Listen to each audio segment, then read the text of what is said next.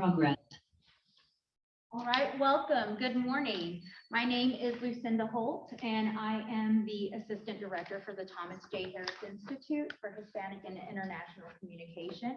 I am also a professor of practice here within the college. I teach journalism courses, and it is my pleasure to welcome our very first panel. So we have Doctora Nadia Flores, who is an associate professor in sociology. We have Alexis Ortiz, who is the assistant director for fraternity and sorority life.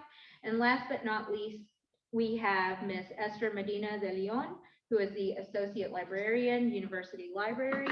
And we also have Doctora Leslie Sotomayor, who couldn't be with us today. And we sure do miss her and wish her well. So today, it's my pleasure to introduce this panel because it is a very important topic, not only to me, but I think just in general, this is an important conversation to have. So we are going to have our Café con Leche Plática, which is our coffee with milk talk or coffee with cream talk. And we are going to be discussing overcoming imposter syndrome in the Latinx community. So as I said, this is a very important topic for all people. And so I hope you guys can really, take away something and share it with others. So we'll go ahead and get started into the panel, and then this wraps up at about 10:30. So prior to that, I'll give you guys some time to answer questions, or if you guys are willing to take questions throughout, that's fine too. Just I'll definitely follow your lead. So without further ado, we have our Café con Leche Plática. Thank you, ladies. Thank you for having us. Today we're talking about imposter syndrome, which is doubting our abilities and feeling like a fraud, and also self-sabotaging. Because once you feel that, I feel that if you start feeling imposter syndrome, that you start self-sabotaging yourself. You tend to do behaviors that don't allow you to succeed in life because you think you're being an imposter in an area where you think you don't belong. And as a person of color, and especially Latina, Chicana, Hispanic, whatever you want to call it, it's very important to recognize what this looks like and the different capacities, wherever your positionality is. And also to recognize what it looks like, but also what are things that maybe we can do. And we would like for this conversation to be that, a dialogue between ourselves and the people in the room.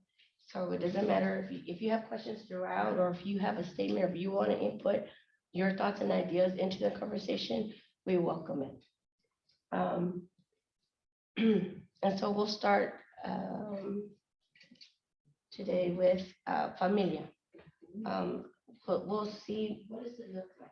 What does imposter syndrome look like? What kind of leads to that within family, culture, all that kind of stuff? Mm-hmm. That was a really big one that stuck out to me because I know that's something that I have faced for quite a while, is navigating the collegiate experience. It really kicked in when I started grad school because I was the first in my family to graduate high school, so that was the big one. And then whenever I graduated with my bachelor's degree, that was like, oh, like she finished college, we're so proud of her. By the time I got to my master's, it was like, what are you doing? Like, why do you keep getting these degrees? Like, they didn't even understand what a master's was. So it was very difficult to explain and justify where I was going, what I was trying to do, why I was continuing to get these degrees. It then became like, okay, well, she's just chocante now. Like, she just thinks she's better than everybody. Like, I don't know. The narrative kind of switched when I got to my master's degree because I think there was a misunderstanding there. And that really led to imposter syndrome because you already feel like you don't belong. And we kind of talked about yesterday how you internalize a lot of things. As women of color, there's so many different levels and intersectionalities there. And so when you don't have the support of your family, or your family doesn't really understand what it is that you're doing, it can really hinder you and make you feel like you don't belong in this space, because you're just like, well, it really makes you question yourself. Like Esther said, it leads to that self-sabotage. So that was one that like really stuck out to me. I don't know, we do want this to be a conversation, so I don't know if anyone has had a similar experience or a different experience or a completely different example altogether of a way that family can induce imposter syndrome, because they can play a very large role in that feeling. So I don't know if anybody else has any to share, but this would be a great opportunity for us to have a little discussion. Yeah, and also including the participants at Zoom, if they want to also have some input. Alexis kind of mentioned family, but this also is within the culture. A lot of the times we even we sabotage others within our area, because either we get a higher degree and we don't want to talk, well, not me, but but there's some people out there that I'm at this point, I'm not gonna help you because I did it by myself. I reached this point, I'm not gonna help you because you need to do better.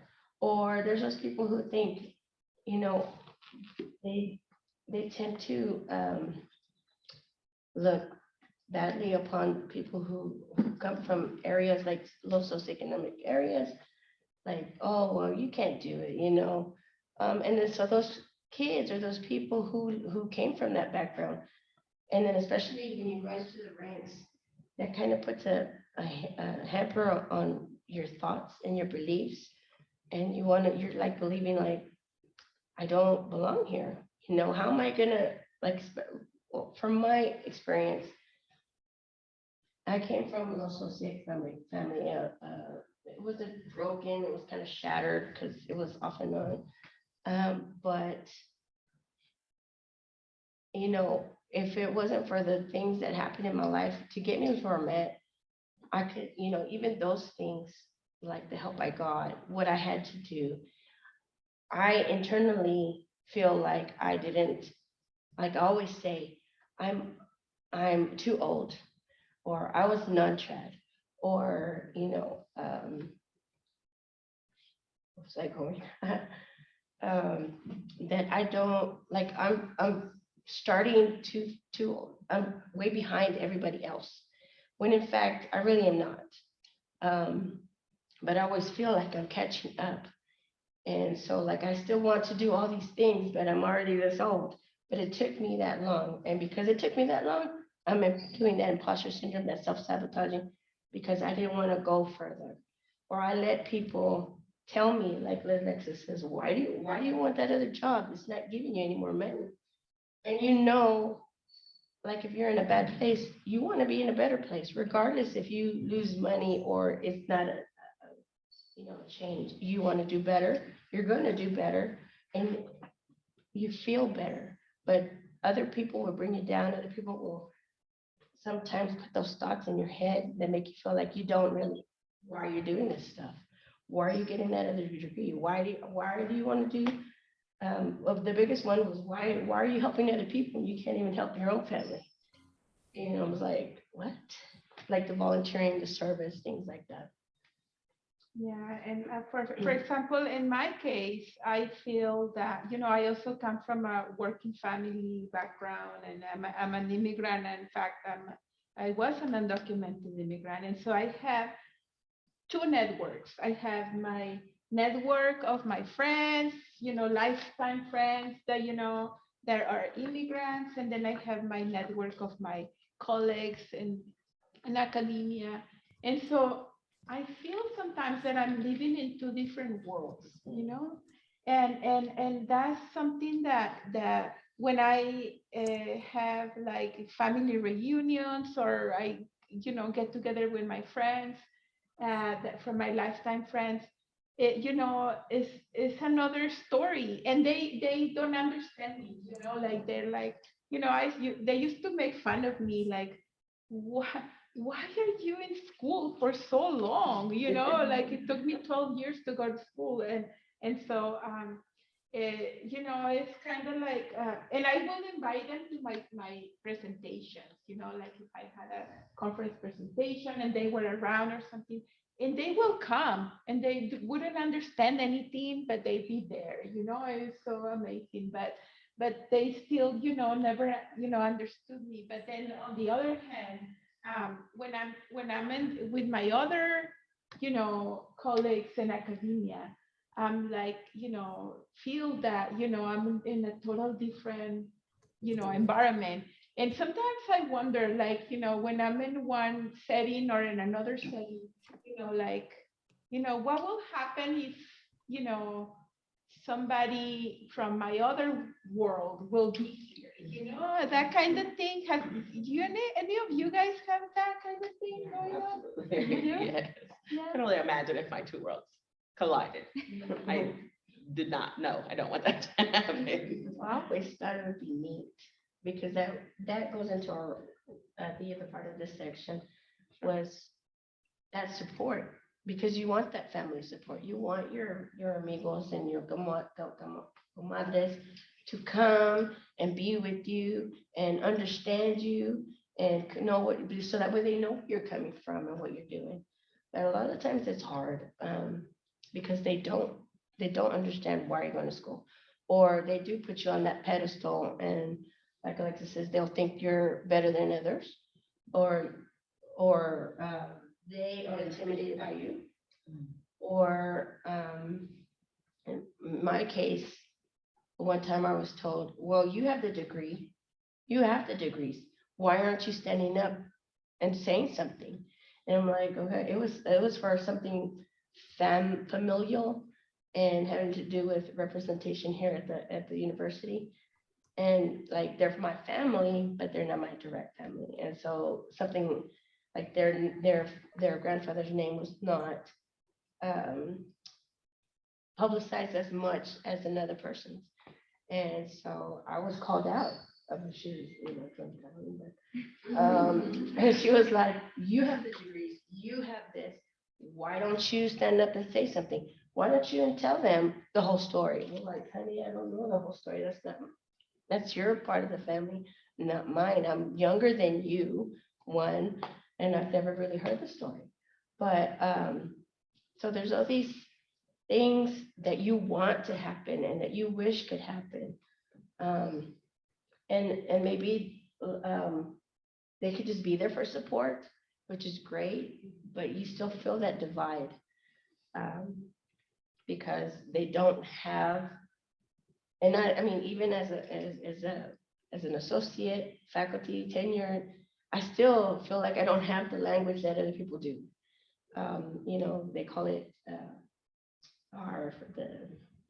I forgot what that word was, but I don't know all the terminology. Like say if I go to class, because I'm in class still, and it's a new world for me.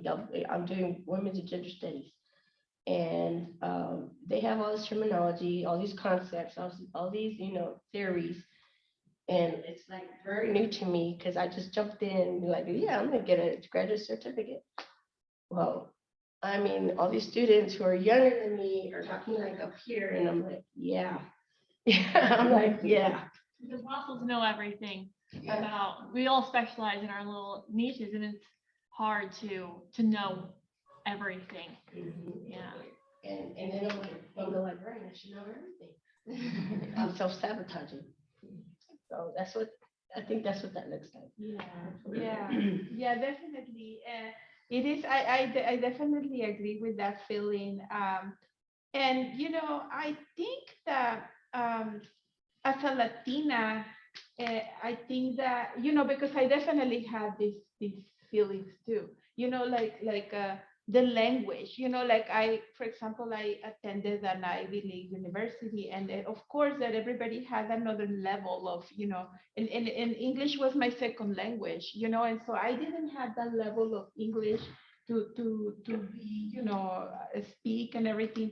But I think that I have never let that be an obstacle, because one time someone told me, you might not get all the English in the world, because learning the English language is, not even a native speaker will get all the English words that exist. And then I also came from Mexico, where I didn't get all the Spanish possible, right? So I'm like neither from here nor from there, right? So my English is not very good and my Spanish is not very good. But you know what? It was a male, he told me, but you have access to two different worlds. And that's what's important. So since that day, I didn't let that be an obstacle, not having that, kind of thing. So, there is also your accent, right? Like I cannot get rid of my accent. And sometimes, students get, frustrated because, sometimes I cannot even say one word, like I'm teaching and then I try to say one word and it's like, I can't, it doesn't come out, it's this word. And then they help me, and that's okay. I am the professor, but that's okay. They understand because they cannot speak Spanish, and I even tell them, guys, if I speak in Spanish, all of a sudden, let me know, because I might not, cognitively not realize that I'm doing that, but that's definitely are things that happen to us, and so, but I don't think we need to, we shouldn't let those things come in our way to move forward, and and get frustrated and get these imposter syndrome. But I don't know, what do you think? Do you agree with any of these things? Oh, so everything is hitting very close to home because, I feel like I have several different things working, what I used to think working against me, but now, like you're saying, access to two different worlds, it actually works in my favor. But when I was embarking on this journey, I used to think, well, I have three strikes against me. I'm a Latina, I'm, Hispanic, I'm a woman, and my family doesn't really understand what I'm going through. And so it was just, really, really hard trying to find my way and find my place. And I remember when I was approaching, my graduation date, I used to tell my husband, because I was a non-traditional student. I came to college with a family, and that in itself was difficult. And so I used to tell my husband every night, like, I'm about to graduate and I'm a total fraud. I used to call myself a fraud out loud. I would say, I'm a fraud. They're going to find out I'm a fraud, because how am I struggling in school, which I wasn't, but I thought I was. I thought, how am I struggling so much to get this work done and make good grades? And what am I going to do when I get out in the industry when deadlines are every single day? And for me as a journalist, I thought, how am I going to turn quick, turnaround stories on an hourly or a daily basis? People are going to think I'm a fraud. And really, I just had it in me, the whole time. And it just took a really hard time for me to get past those mental hurdles and emotional hurdles too, psychological. And another thing that I faced, and I was going to ask you ladies this, is, I came from a family of migrant workers. My family worked in cotton. My mom dropped out of school when she was in the 4th grade because they were moving so much. My dad dropped out of school when he was in the 7th grade so he could help, pick cotton. And it was really difficult for me to explain to my family that this is work. I may not be doing the physical type of work that everyone else in my family does, but this is just as physically taxing for me as it is for you. Because this idea of sitting in an office or sitting in a classroom and having even things like air conditioning, having things like air conditioning, that's a luxury. And I would always hear like, oh, well, she's not working like us. I put in, 12-hour days and I'm working in the heat and she gets to sit in her office with air conditioner, she's not really working. And that was a struggle in itself to say, hey, at least you have a job you can check out of. I can't. I have to turn it on all the time. It stays on. So it's really challenging. Have any of you faced that? 100%. But I almost enjoy living in two different worlds because like none of my family knows what I do. Working in fraternity and sorority life, they have no clue what those are. Yeah, I didn't even know that. They just think, my dad kind of thinks it's a cult. And then my mom says I'm a teacher. She just tells everyone I'm a teacher because she has no idea what I am. And I just leave it that way because then when I go home, it's like I get to leave this space where I'm like advisor and I have to be like on my P's and Q's all the time. My students are everywhere. And I get to leave here and go home and they don't know me as that. I just get to be like, not the fun me, but the relaxed me. I get to leave my professional shell here and I just get to go home 8 hours away and just be Alexis. And no one is asking me about work, so they don't understand it. So they don't even bother asking, which I'm fine with because I don't want to talk about it. Like I just want to like, how is everyone? How's lives? Like, and so I almost enjoy that they don't understand what I do because I get to leave it here. And when I go home, I get to just be Alexis. And then, you know, it's kind of like, it's a true break because it's not coming with me. It's not like people aren't asking me about it. So I truly get to leave it here, take a break, and then come back like, okay, I'm ready to put my show back on and get back to it. But to me, it has its perks in that it is frustrating when they don't see it as work because I'm not outside, I'm not in the sun all day. I have the luxury of being in air conditioning, and I'm thankful for that. I'm thankful that those that came before me sacrificed and worked so hard so that I don't have to continue to do that. But yeah, I don't know when it became like a penalty. It's like, I thought that's what you wanted me to do, and I'm doing that. So I don't know why it's a penalty, but it can be very frustrating. And it's like, I feel like in my family, I'm everyone's go-to person. But then I'm also like, oh, she thinks she's too good. So I'm like, which one is it? Like you clearly enjoy that I have, but it's like, what do you do when you become more educated than your parents? Like, what do you do when you become more educated than your grandparents? Like, and obviously they will always have way more life knowledge and life experience from me. And I always want to learn from them, but I'm also the one grandkid who did go to college. I'm even in my cousin circle, I'm the only one who went to college. And so I'm the one no one has to worry about. I'm the grandkid, I'm the kid no one ever had to worry about. I'm the grandkid no one ever had to worry about. And so then it's just, I'm the one that never gets checked on because they're like, oh, she's fine. She'll fend for herself. She'll figure it out. She's smart. She's got everything going on. She's the one we need to go to for help. We don't need to check on her. And so that can be very frustrating and hurtful because you feel like you're the least favorite. And in their minds, like they're also proud of everything you've done and the drive that you have, but no one thinks like I love my grandmother to death, but she butt dials me all the time on accident. But then she's like, oh, sorry, it was a butt dial, and then just hangs up. And I'm like, oh, you could have talked, like we were already on the phone. But they just like, because they're like, oh, she's got it, she's good. She's not the one we have to worry about. I get kind of left on the back burner, which can be very hurtful because it's like, hey, you know, I'm still here, still a person, still have feelings, would love to be checked on. But I mean, unfortunately, that's just a part that has come with it. But the pro is I do love like having those two separate worlds where I can just go there and be a completely different person than when I have to be here in my professional shell. So definitely understand, but I do think it has its pros and cons, and that's been my whole life because I've just always been that kid that was like, nope, I'm gonna do better, I'm gonna do better, I'm gonna do better.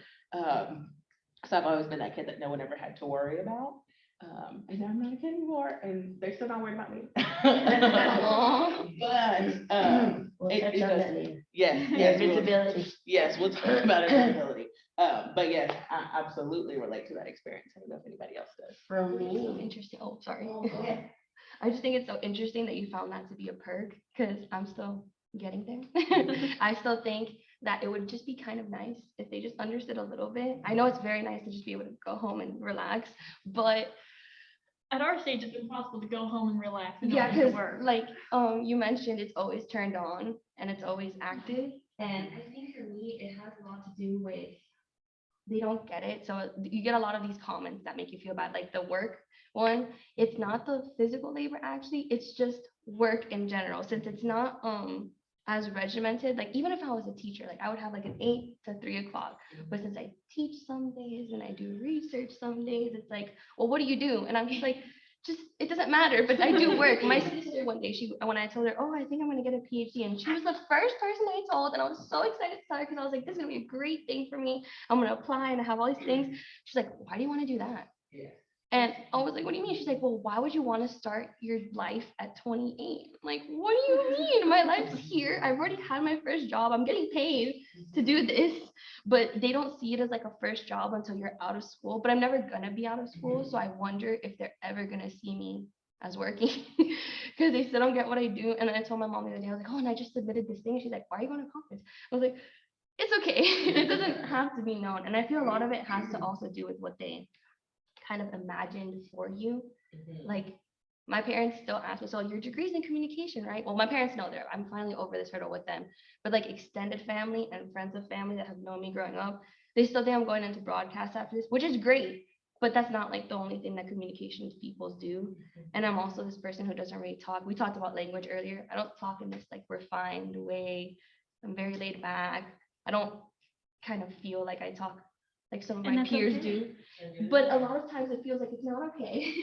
And so I think my parents always saw me, especially since my degree earlier was marketing. They're like, oh no, you're the marketing girl. Like why are you changing now? Don't change the script. It's not what we thought you were gonna do. And so they still don't think I work.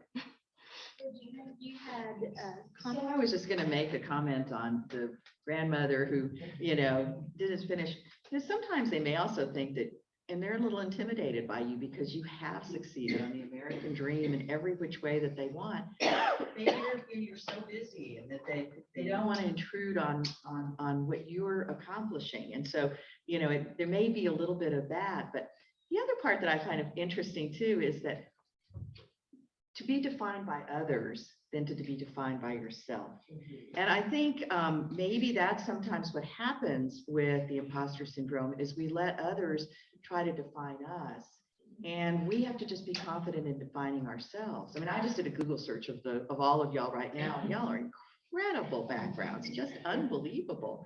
And I couldn't imagine that, that there would be that. But I think sometimes when you put yourselves, you kind of make an excuse and say, well, this is how I think others view me. It's opposed to saying from an inward side, this is how I view myself. And so I just was curious as to how important then it is being defined by others in your family as opposed to being defined by yourself. And so that was kind of my observation, but also a question as to how you find that balance.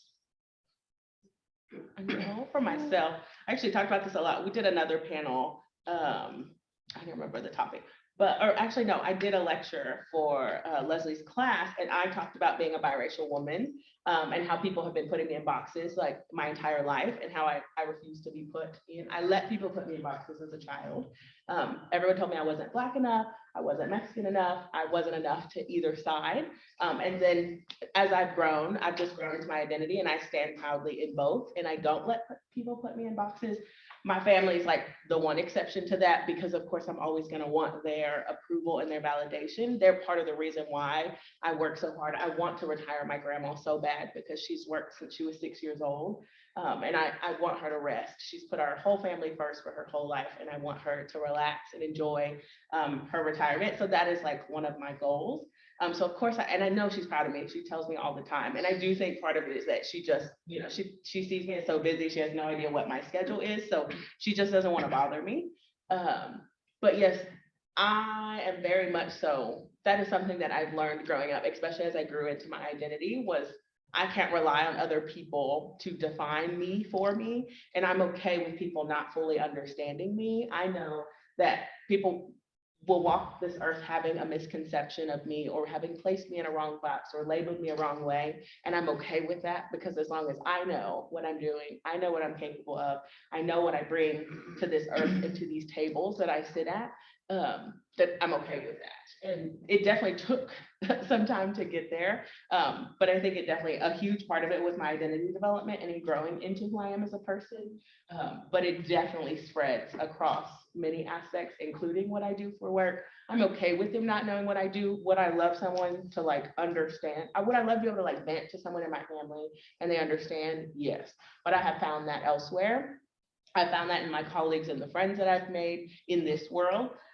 So I still get that release. I still get that venting. I know that that's not what to expect from my family. But yes, I 100% have grown to learn that it's my interpretation of myself that matters, that I can't rely on the opinions of others or the definitions of others.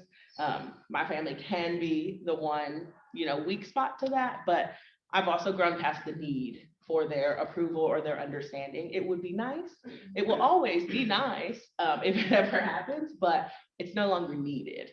And so that took work getting there. But it's also been 8 years since I got here, and some of them don't even know where Lubbock is. So some have no idea where I am. Somebody thought I lived in Dallas. Somebody asked me if I lived with my grandma. I haven't even lived in South Texas for 8 years. No, I don't live with my grandma. But yeah, that's just my personal experience with your question.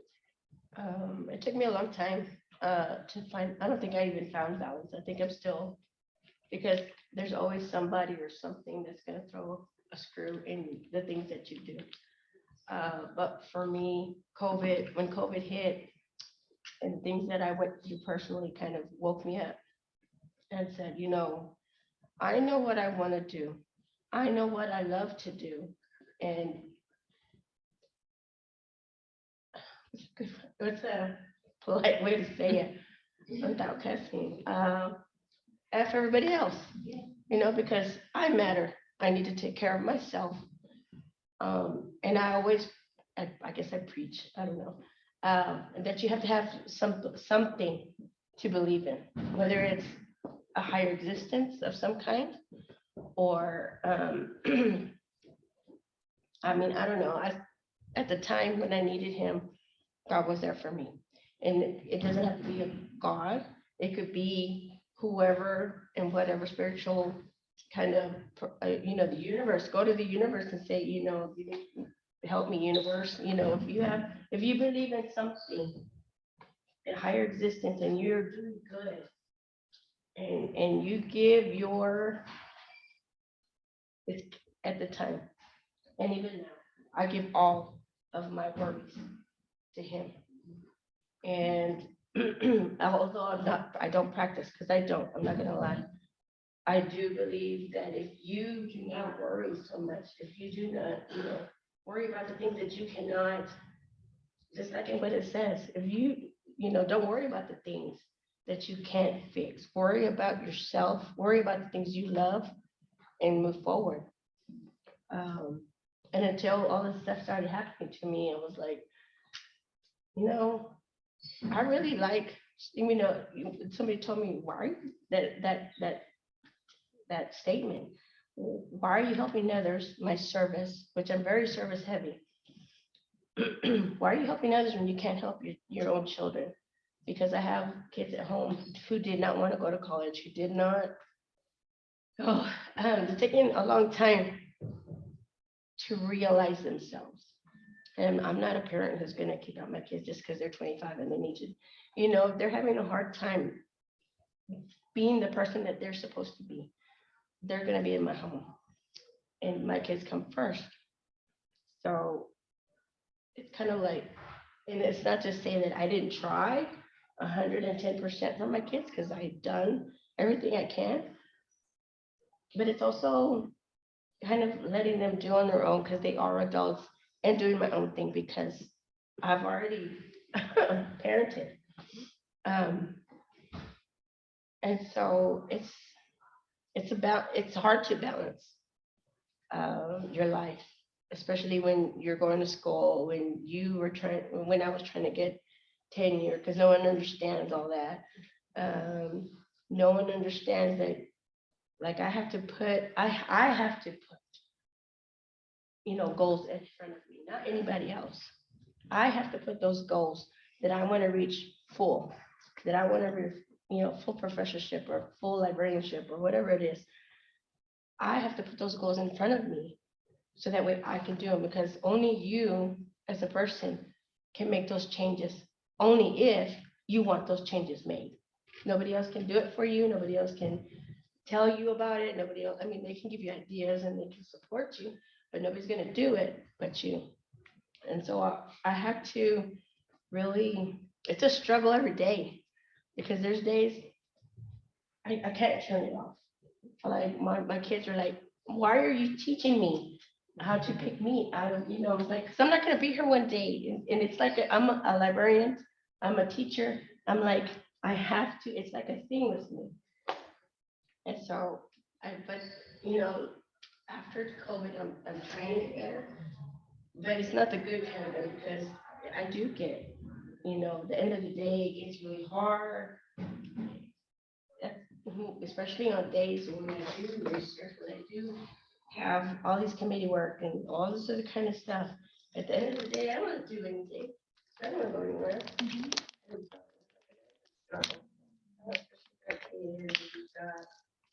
Jobs, it'd be like service, I mean, I did back-to-back service stuff last week, and then like that, because I wasn't taking care of myself, I got sick over the weekend. And so it takes a toll on me if you don't balance it. It's a struggle for me. And it's good some days and it's bad some days. Yeah, well, for me, getting that balance, I just, it has been hard, because on the one hand, you have, the way the others see you, like I have people in my department, saying, like voting against me on tenure and stuff like that, like doubting. There was one comment on my tenure package that was like something like, oh yes, she had very good letters from external reviewers because she has a good network, something like that. So those things make you doubt yourself, but then on the other hand, I know where I come from. And I just gave a talk the other day at the Ray Writers Women's Conference. And I sort of like, I look at my path and I look that I have been coming from the bottom, and I have spent 12 years going to school with 3 kids. And then I ended up graduating with a PhD with, 5 kids, because I had twins on the way. And then, now I'm a tenure associate professor. And, and I'm like,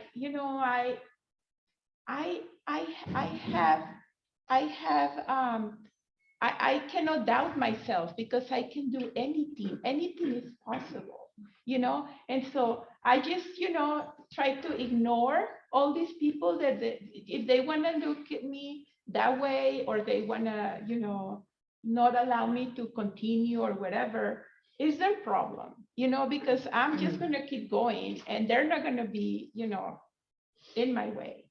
I'm just, just keep moving. So that balance, of, how others see you, and, and who you are, your identity. I find it by looking at where I come from, like looking at my and say, okay, well, I have keep moving in my life, regardless of all these obstacles, regardless, like I was saying in my story, that, I even had my ex-husband trying to stop me from going and getting my PhD, trying to take my kids away and stuff like that. And I'm like, just like, keep going, I'm just like, keep going. And the same thing right now, at first it was, you guys are kind of moving in your PhD, and it's very intimidating to try to publish, and it's like, oh, I don't know.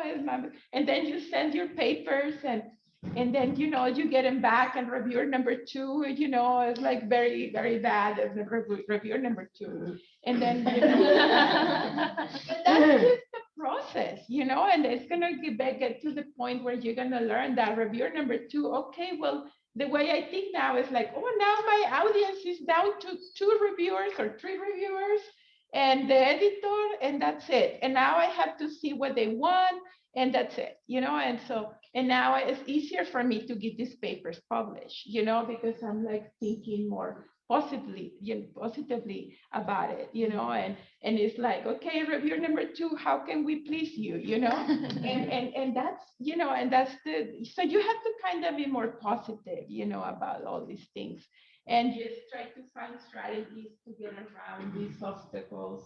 And so, yeah, but thank you for your question. I think it's amazing because, yeah, that balance is very difficult to reach. But, I just, definitely, looking at the way other people want to see you. And I don't think we should care that much because, it's like how society works, right? You want to please everybody. You want everybody to look at you and think, like even like when you post yourself, your image and social media, and then, you want to look perfect. You want to forget it. We're not perfect. Nobody's perfect, and so, yeah, anyway, I think it's harder in academia though, because part of being in academia, you have to be like that. Like, look at me, look what I did. Look at mine, because you have to. Otherwise, nobody's gonna know you, nobody's gonna read your stuff. And in my world anyway, stats matter, statistics. How many articles have you written? How many times has it been cited? And if you don't have some of that stuff, because when you're faculty anyway, you have to have service, you have to have research, you have to have teaching. And then being a librarian faculty, that's like a whole nother kind of like, okay, well, where am I going to put all that if I don't do this? Because I still want to be tenured, I still want to be a faculty, I still want to move on forward. And so it's kind of tough because, like Nadia said, you do kind of want, yeah, I don't have to care what they say, but at the same time, yeah, you do. And it's hard. And so my kind of thing there is like, for everybody, the way I put it is like, okay, I'm gonna do what I love. I'm gonna research on what I love. I'm going to do service like I love, and hopefully everything falls in place because I'm doing what I love to do. Otherwise, why are you here? Why are you doing it? Just for a paycheck? Then you're not going to be happy in life. But I think if we change our mindsets, just like how we've been talking, if we change our mindsets and how we look at things and how we take criticism and how we, what do we do in self-care? How are we doing mentally? How all these things take into effect on this imposter syndrome and self-sabotaging, because if you continue to see yourself in those images and those ways that other people want you to look at yourself, like, oh, that Latina, she's wearing her hoops, or she just wears jeans and whatever all day, and comes with, she looks like a chola sometimes.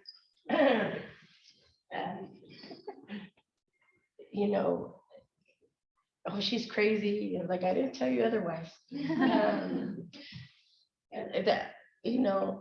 it's like, I forgot what her name was. Dr. Kim, maybe. She was at the women's conference and she spoke and she was like, because sometimes I do say this, that I was a diversity hire. They moved me over from where I was. I took it because I needed to get out from where I was, because I was not happy. And there was no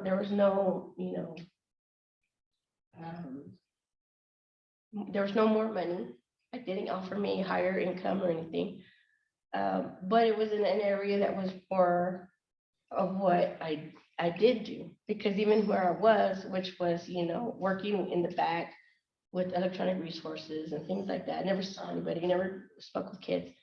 It was kind of like I did what I had to do to fill in because I felt invisible. I felt like nobody would hear me, I still feel like that, but I'm in a better place. I'm in a place with the instruction liaisons where I can do more research and outreach and just I feel like I belong there. Like I'm doing the things that I was doing, but now I feel better about it because I'm doing it in a place where you're supposed to be doing it versus, okay, I'm not really doing anything here. So anyways, I say that I'm back to my point. I was saying that sometimes I think I'm a diversity hire, that, oh, they put me over here because I'm a Latina. And they know, everybody knows that I am the one that does most of the outreach. If you go to these community committees for the, Hispanic Heritage Month or such and such month, I'm on the committee and I'm helping. But like going back to what I think her name was Dr. Kim, I can't remember, but she was like, even though you're diversity hire, even though she was a diversity hire, she was like, well, I'm here now. Now you have to listen to me. Now, and the other person said that you have to be a disruptor and speak your mind. So those are some ways that you can come out of it. Creating a network. I know we talked a little bit about how, sometimes our colleagues can help with that self-sabotage and feeling that imposter syndrome in certain ways. Sometimes creating networks and spaces helps, alleviate that. Yeah, there is a women's faculty writings group here at Texas Tech University. And out of that, so what we do is we get together like once a week for 3 hours, 2.5 hours, and then we write. Whereas 3 hours that we talk about it but we talk for half an hour about issues like, we're going through and stuff like that. And then the other 2.5 hours we write. And that has been very helpful for me. And then we created one special group called Women of Color Writing Group, in which we get together, all of us are women of color, and we find that a space to be very, very comfortable space to kind of, vent out and help each other. And so I think that we need to create more spaces like that around the university to really support each other. I study social networks. I have a book it's called Migration Trust Networks. And I study how immigrants help each other. And one of the ways that they come together is that they look at themselves and they see that, we're struggling, we're in the same boat, and they develop this solidarity with each other. And this is the same thing for us, like we feel the same, we're going through the same struggles. And why not coming together, and support each other? And that really helps, definitely. So we need to really create more spaces in the university. I know that we're running out of time, but I don't know if anybody in the Zoom wants to participate or say something. Yes, we have about 30 minutes left. So for those of you on Zoom, I told them that this was an open discussion, so to chime in whenever, they want or see fit. But we have about 30 minutes left. Oh, perfect. I do have a question, personally. We'll let Carlos go ahead and jump in. Carlos, do you have a question or comment? Oh, yeah. Can you guys hear me? Yes. Yeah, thank you very much. And sorry that I couldn't be there. But yeah, no, everything that you guys have talking also, it really,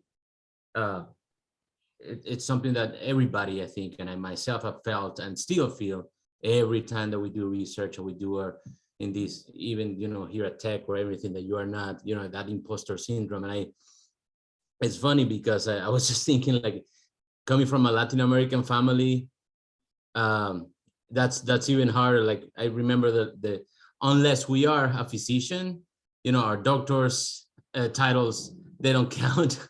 Like my grandma, I remember, oh, you graduated as a doctor already. Yeah. So, well, I have this pain, in my, I don't know. It's like, I'm not that kind of doctor. I'm an ecologist or something.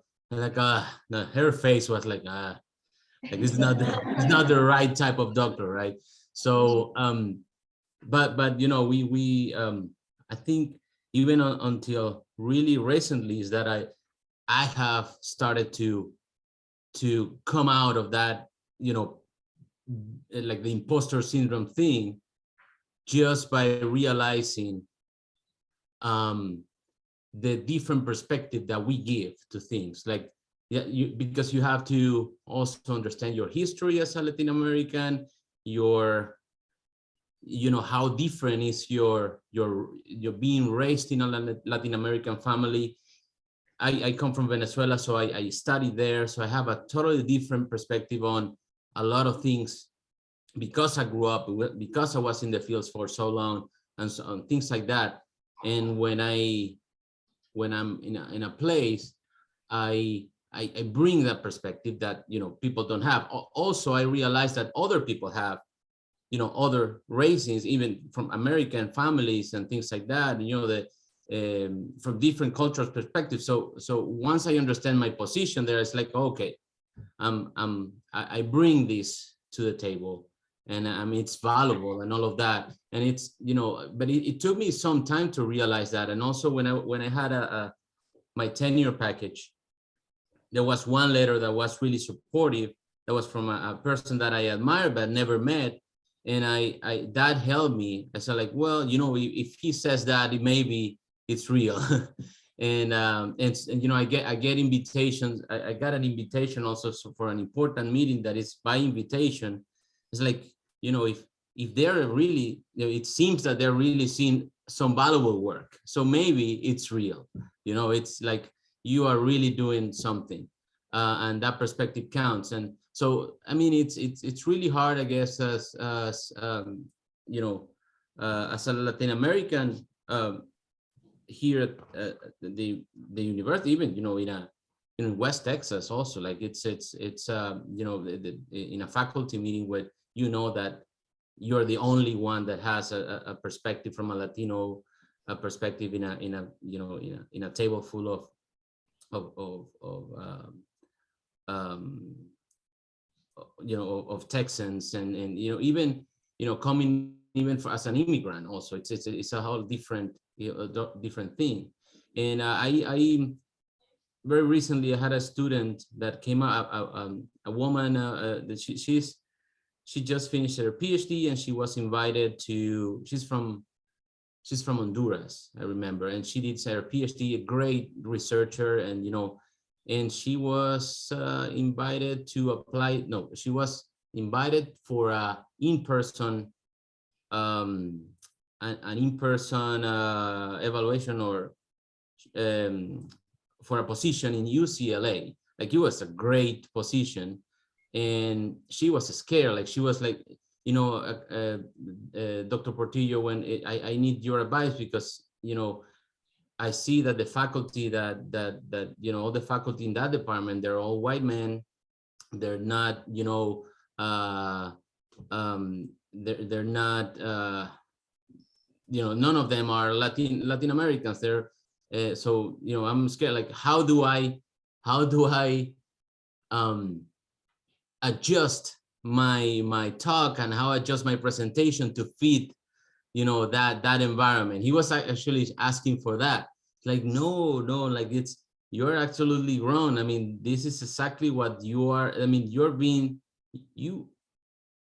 she came from the imposter syndrome. So, like, I'm not good enough, and also I need to adjust to their to their perspective. And it was like, no, it's the other way around. You just have to be yourself. You already went through a process, and they selected you because you are a Latina, because you're Latin Americans, because you're a woman, and because your research is amazing. Like, you see it. So you have to be, first of all, present your research as the same way that you're doing it, but also be a Latina and be a woman. Like, it's not, you don't have to adjust to that, to their perspective. And I think that's exactly why they, why they selected you. So, but that was, I mean, she was, I think she was doing a postdoc here, and then she was going through a position. But at that point, I mean, it's still, it's really hard. And I think that I was just thinking about that when you guys were talking, that how alive that is also in the graduate students, right? Yeah. It's hard because our voices and our perspectives are needed. But when you're the only one in your space, you can feel like it's a heavy load to bear, which sometimes isn't fair, because it'd be nice if we had someone to lean on to help support each other, see it through. But especially when you're the only one, it's hard because it'd be easier to not speak out. It'd be easier to not be a disruptor, but it's necessary. We need to be disruptors because that's the only way that we're going to make sure our voices are heard at that table. It's just not easy, but yes. Like, what is it called? When you're just like what you're saying, but with diversity, for me, it's like try to do diversity. And it's like you're hitting your head against a brick wall because things aren't happening the way you want them to happen. But like you said, you still have to push forward. I have been trying to create spaces like that too. I have a Chicana X Latinx working group. It's funded through the Humanities Center.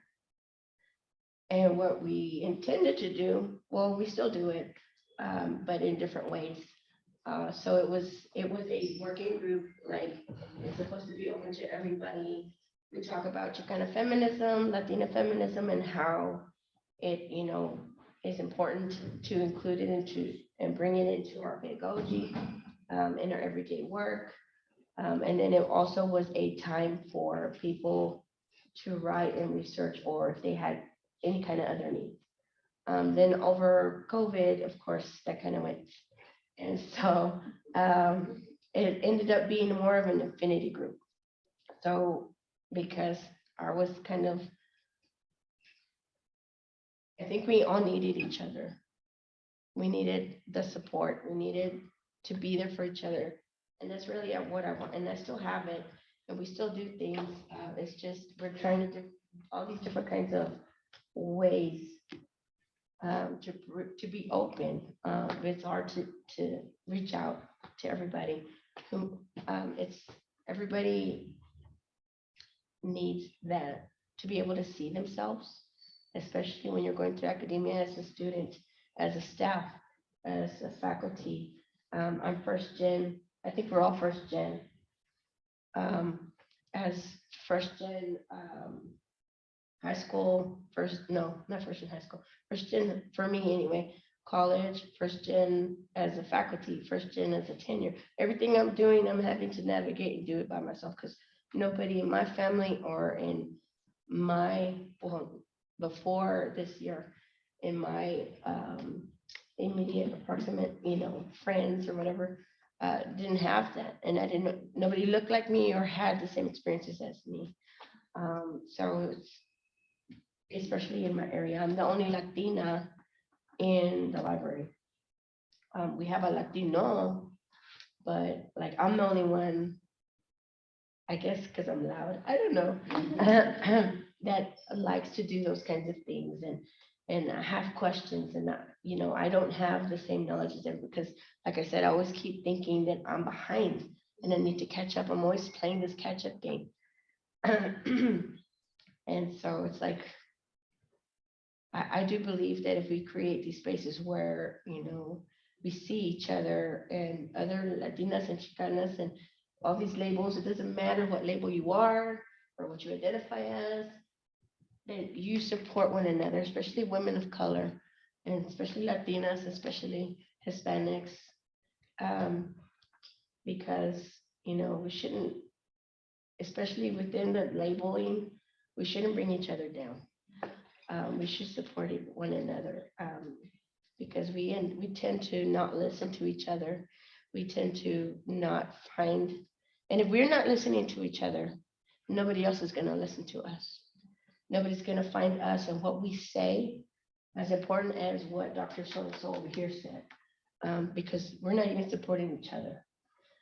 Yeah, and exactly like, it is like the thing is that when you find these spaces where you can have these conversations like we're having right now, the most important thing is that you find that, oh, I'm not the only one feeling like this, I'm not the only one with this, situation, or that, that I'm struggling, or, you find that you're not the only one. And so that really makes you, oh, okay, well, I'm not, It's not just me. it's not just me.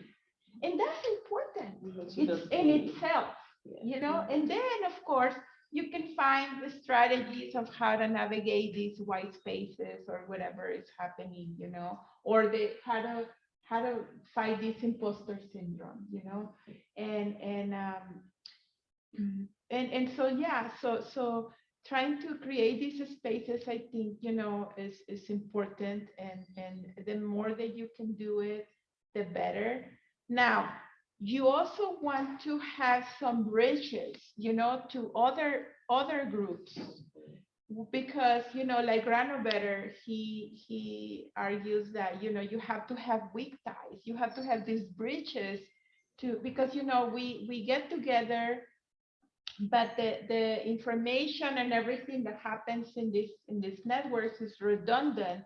It gets to the point where, you don't have new information. So if you want to get better opportunities or better information or more information, you need to also create bridges, and also try to find spaces where, you find other people,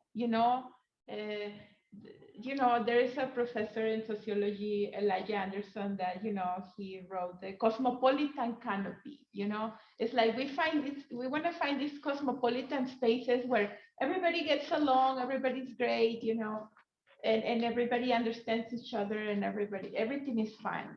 But that's not possible according to his observation. And there is a moment where, some things can go wrong. But that's okay too, and we need to really, be aware of, we need to have networks that, are different networks, and access to different kinds of people. But definitely these spaces where we can have these important conversations. And we really thank you for this opportunity, because, it's very important. Yeah, we talk about things like this, imposter syndrome, sabotaging ourselves, diversity. I mean, we hit on it, but it's always important. It's important to always remember these conversations are, I guess, to be redundant, it's important. These conversations will never end as long as we're invisible in the eyes of other people. So these dialogues are important. These conversations are important to have, regardless if the content is similar all the time. These stories, our testimonials, our stories, our lived experiences, our cultural knowledge is important. It enriches us, yes, and helps us. We draw upon everything that we've done in our lives to hold ourselves up.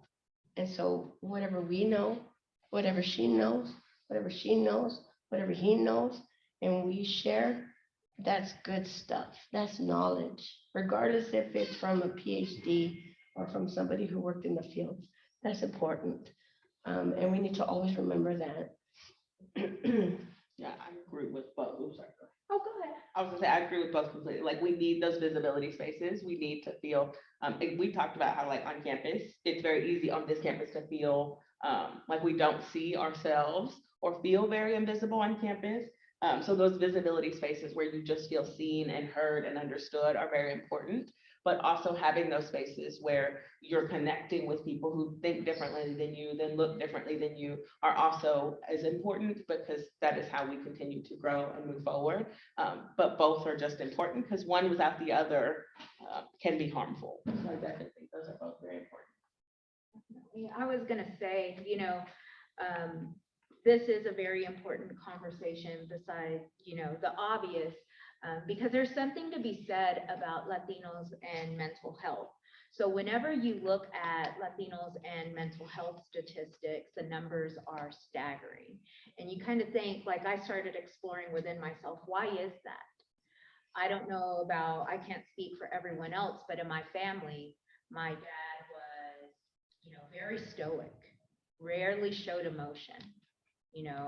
We really didn't have all those emotions. My mom was very affectionate on the other hand, but we really didn't talk a whole lot about mental health. And so when you think about imposter syndrome, it has such a powerful grip on you if you suffer from it, regardless of your background or who you are, like where you came from. Imposter syndrome, self-sabotaging has such a powerful grip. And when we talk about this stuff in a normalized space, we take away from its power and it becomes empowering for us. So I think that's really important. And you talk about first generation.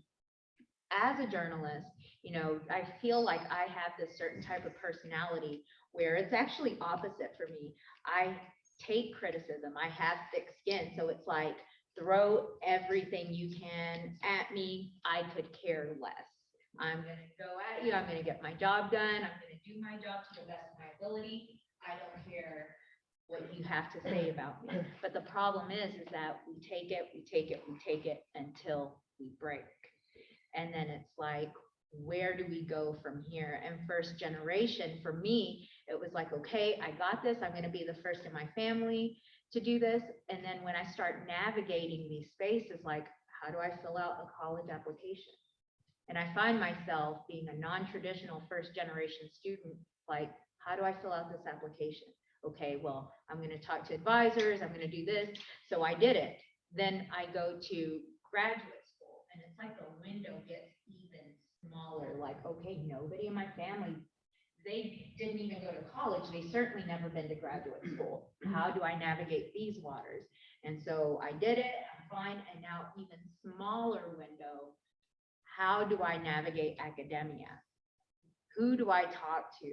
So I think, one, mental health, focusing on, talking about this and knowing our triggers and how we can get outside of our head, because like I was explaining to you, most of the time it's in ourselves, it's within our heads. And nobody really, people may say things, but really it's up to us to explore that and explore those feelings, and talking about it takes away from its power. And knowing when is it enough? When do we start talking about, hey, I'm not okay with that, and we can only take so much. So knowing when we break, and sometimes it's as something as simple as a selective yes. I know sometimes, I don't know about you guys, but saying yes to everything, that can be really difficult too. And sometimes you think, well, if I say no, am I going to look lesser than, in the eyes of my peers? So sometimes we feel obligated to say yes. So I just wanted to add that. Have any of you felt that? For me, it's kind of like, if I don't do it, who else is gonna do it? Because like I said, I'm the only Latino who actually does Latinx stuff for the whole. And I mean, the other person might, but I'm more like, you can tell I'm more showy about it. I'm more like, I want to do this, I'm gonna do this, I'm gonna do this.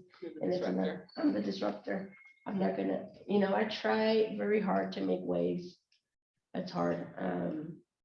But I think I say yes a lot because nobody else is gonna do it. Nobody else is gonna look for these books for me.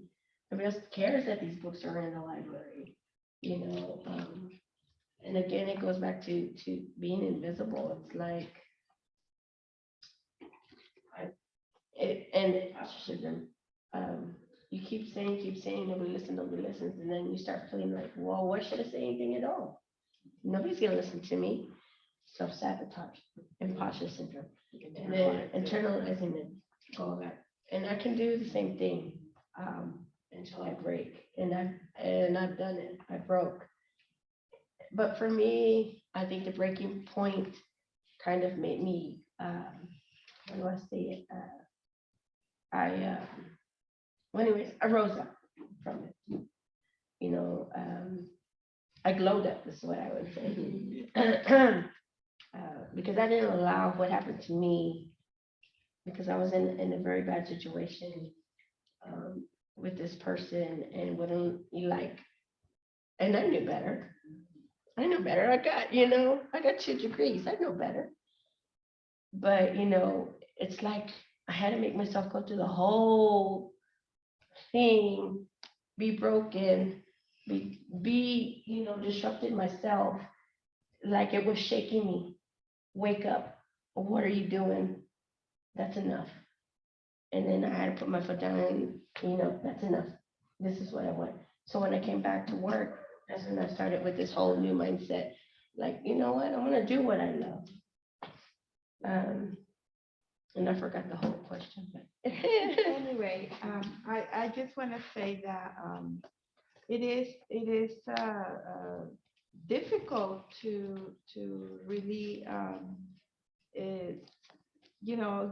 navigate these spaces and try to get things going, but knocking on doors and like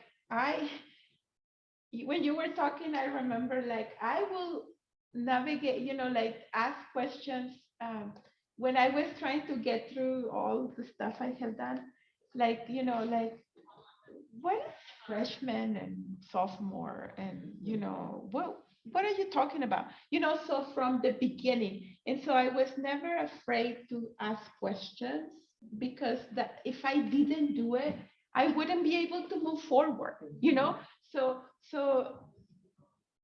understanding your position and understanding that if you don't ask about this information that is essential to you won't be able to move forward. So it's okay, and so that's and even in academia, it's like, how do you do this? And so you just have to kind of like try to accept that this is information that you need, and it's okay to ask those questions, right? And there, if you don't ask those questions, or you right now we have Google, but at the time when I was doing all of this stuff, we didn't have this world where you just can go into a computer. What is this? And there it is. And so yeah, that definitely happened like that. But what was your question? The other. I was just thinking if you guys have ever experienced, just kind of like inflicting it on yourself when navigating through those spaces. Like, what were your experiences like as first gen? Do you feel like, what do you guys think of the mental health ties to all of this? Right. Oh, definitely, it carries a big burden, and yourself, because it's sort of like you are accumulating, like you're saying, you're accumulating all of these things, and I am in committees, the diversity committees at all levels, at my college, at the university level, at the national level, and I'm also doing another group that is like a public, at the public sphere, level, and I just can't say no either, to all of these things, because I feel like like you're saying, it's like if I don't do it, who's gonna do it? And I feel that, like, like for example, here at Texas Tech, that we're all saying, oh yes, we're doing this and we're doing that, and I mean, look at these situations, like we all feel alone in these spaces, and what is it the university gonna do about it? What is it the university gonna do about it? I mean, we need to be aware that, even as students, at all levels of the university, we're feeling alone. We're feeling that we need to diversify these spaces more. And this is a call for help. Okay, here we are. We have these situations. What is the university going to do about it? This is a Hispanic serving institution. What is the university going to do about this situation? And so, yes, we need that. But we need to also try to be active and do something about it. So if I'm being asked to be in these committees, I know that I'm also the only one, and I just can't say no. And because we need to be proactive, we just need, and I know it's going to take time from my research. I know it's going to take time from my teaching. I know it's going to take time from my personal life, but we also want to create change, right? And maybe it might not be a change for us ourselves, but it might be change for others, for the new generations that are coming later. So we have about 5 minutes. Does anybody else have any questions or any comments? I would just like to add to your no question. I feel like in combined with everything you guys said, I also think that sometimes you don't say no and you inflict it upon yourself. Not so much like the burden, yes, like who else is going to do it, but also when else, at least in my position, like, oh, I'm trying to get this recognition or whatever to move on forward. When else am I going to get the opportunity, right? Like if I don't say yes now, are they going to ask me a year from now? Are they going to ask me next semester? Are they going to include me? And they're just going to be like, oh, well, she said no, so I guess she's not interested and we're never going to ask them again. And so why include people in these spaces if they're not going to care about them? So we'll just move on to our safe spot and choose people we already like or whatever. Your friends, your friends will ask you, you're like, nah. They'll ask you again, no, it's okay. Then they stop asking because they already know you're gonna say no. And you don't want to lose that. That's right. That's true. Because that does happen. That is my weakness. I am really bad about saying no to things because I'm worried that those opportunities won't come again. And I would hate to self-sabotage myself in the sense of like blocking opportunities. But ultimately, I'm gonna have to start learning how to say no because then I'm overwhelming myself and putting too much on my plate to where I'm really no use to any of the things that I've signed up for. So I'm gonna have to start finding an evaluation process internally of like, this is my end goal. Is this specific opportunity going to help me get to my end goal? And if it's not directly correlated, then sometimes I'm just gonna have to say no. But it is overwhelming. Again, it's not something you should have to go through, but it is a reality. But yeah, my final comment is just, we're in these spaces for a reason. We are supposed to be here. We're doing exactly what we're supposed to be doing. And no matter how hard it gets, it is worth it. Even if we don't directly see the benefit, those who come after us will. So we'll just keep going at it. We'll just keep, our voices are important, our perspectives are needed, and we're exactly where we're supposed to be for a reason. And I just wanted to thank y'all for speaking on this topic today. It was so great to hear from this community and something that's not talked about enough. I feel like we're a Hispanic serving institution, but we don't really embrace that enough. And so I really appreciate it. I'm not a Latina, but I grew up in rural New Mexico, and I can really relate to a lot of what y'all have talked about today. Just in like the culture of, because my parents didn't go to college. Nobody really went to college from where I'm from.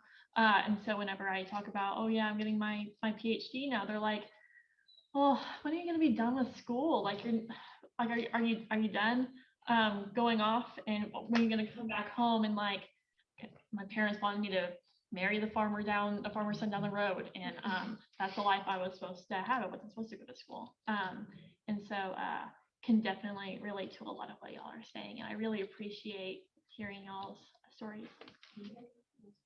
Very good. So I think that is time. So once again, we have Doctora Nadia Flores, we have Alexis Ortiz, and we have Esther Medina DeLeon. So thank you very much, ladies. And thank you for those on Zoom who joined in. This recording will be posted online, so keep your eyes peeled for that update. And if you have any other questions, please feel free to reach out to us on the Institute. You can follow us on social media, Twitter at HIHIC, HIHIC_TTU, and you can find more information on our discussion today. Thank you very much. Bye-bye. Thank you all. Thank you. Thank you.